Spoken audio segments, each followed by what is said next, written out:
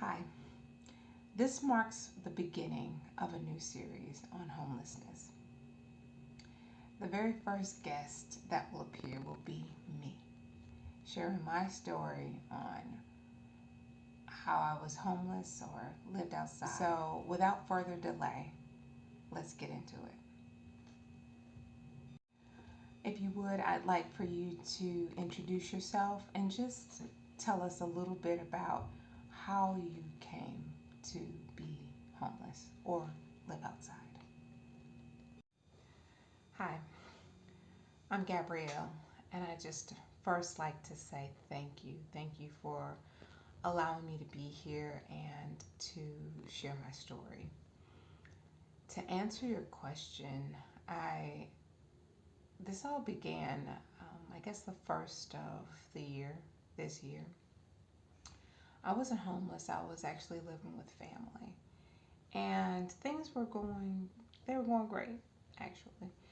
Um, Things got a little bit interesting when I left my job to pursue a business.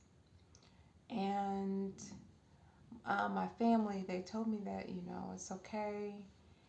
We're in agreement with what you're doing. And I was like, okay, cool. So, of course, I went forward with my business and everything. Actually completed a book in that time frame, within like a 3-week time frame. And things got a little interesting when the dynamics of the household changed. And I'm not going to go into it in depth. So I looked at the whole situation and I knew it was time for me to go.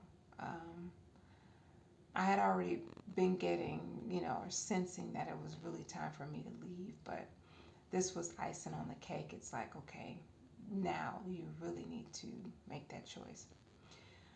The only problem with that is there were a couple of issues with my leaving.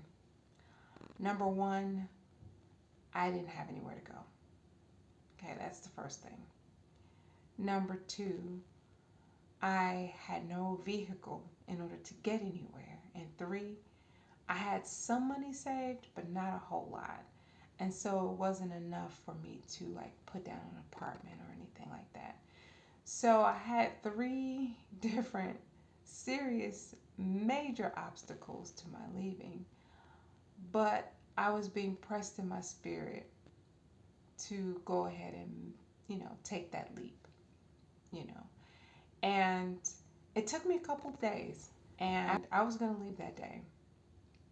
In fact, I did leave. I left the house that day, but I ended up coming back that night. I was warring with myself, my inner self, on what exactly I need to do, because I was like, God, I don't have the resources to do this.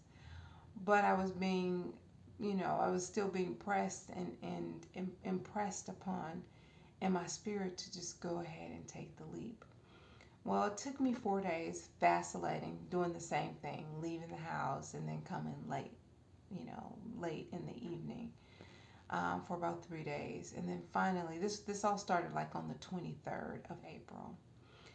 And on the 27th, I finally got the strength to leave and not come back.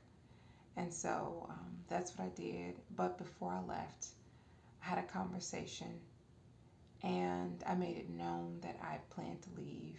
I didn't really know exactly when, because like I said, I had been vacillating for several days. So I wasn't really sure if that was going to be the day or not.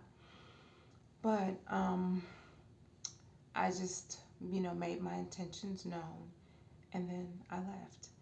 And as I was walking, I just found the strength and the courage to say, I'm not going back. And I'll face whatever I need to face, but I need to do this, and I need to do this alone. Get on my own 2 feet.